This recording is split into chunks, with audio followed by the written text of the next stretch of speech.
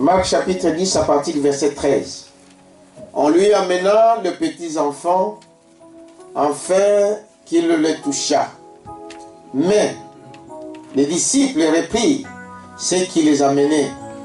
Jésus, voyant cela, fit indigné et leur dit, laissez venir à moi les petits enfants et ne les empêchez pas.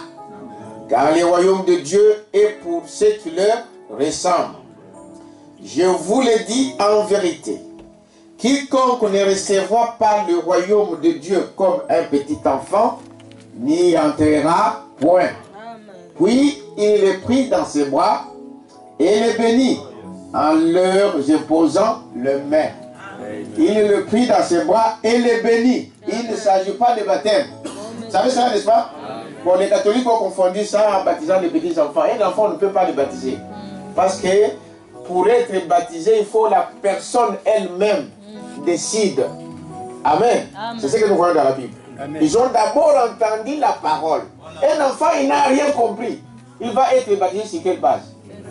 On a vu qu'ils ont d'abord entendu la parole de Dieu et leur cœur était vivement touché.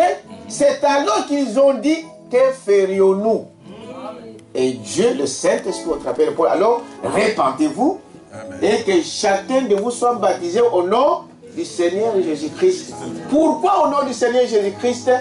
Parce que le pardon ne s'obtient qu'au nom du Seigneur Jésus-Christ.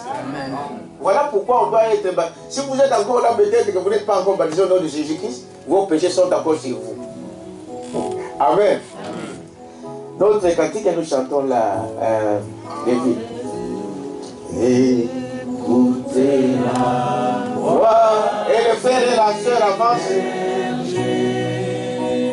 Venant du désert sombre et sec, amène à la brebis perdue, qui s'est éloignée du tout. Amen, amen, oui.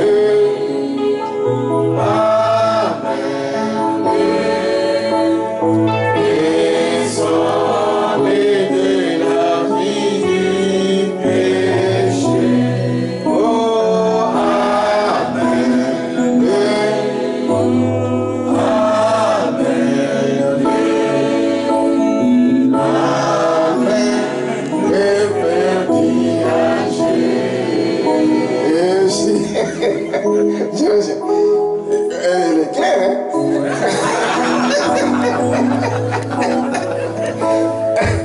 Elle s'appelle comment, ma soeur? Grady. Hein? Grady, grâce à Dieu. Ah, grâce à Dieu. Ok. Et c'est une fille. Pourquoi ma soeur elle s'appelle? Parce qu'ils avaient que des garçons. Et là, ils ont une fille. La patience, hein? Il faut patienter. Nous allons prier. Merveilleux Seigneur Jésus-Christ, tu sais combien nous sommes dans la joie, Père éternel, si je peux avoir entre mes mains cet enfant que tu as donné à ces couples. Tu connais, Seigneur, leur persévérance. Tu connais, Père éternel, leur foi. Tu connais leurs épreuves aussi. Et nous croyons, Père éternel, que la victoire, c'est toi qui la donnes. Et ce matin, Père éternel, je mets mes mains sur cet enfant, je touche mes mains qui te représentent. Mais que tu puisses bénir cet enfant comme nous venons de le dire. Que tu puisses le bénir, que tu le gardes, que tu le protèges contre toutes les attaques du diable, contre toute maladie de ce monde. Et qu'aucun de ces choses de ce monde ne puisse avoir l'influence sur cet enfant. Que la musique de ce monde ne puisse pas s'approcher de cet enfant. Et que Père éternel, ton amour, Seigneur, se reverse dans ces couples. Pourvois, Père éternel, pour eux, pour que cet enfant soit dans de bonnes conditions. Donne des conditions meilleures pour son père et sa mère. Donne-leur, Père éternel, le nécessaire. D'être, Père éternel, à l'aise, de travailler correctement, d'avoir des papiers, et que cet enfant puisse grandir, Père éternel, dans de bonnes conditions. Pourvois, Seigneur, pour les moyens financiers, matériels et spirituels. Et donne la sagesse à la maman, Père, pour enseigner à cet enfant la crainte de Dieu. Et que quand il viendra, Père éternel, si tu tardes, qu'elle puisse encore te servir. Je te prie, Père éternel, de le bénir Au nom de Jésus-Christ notre Seigneur. Amen.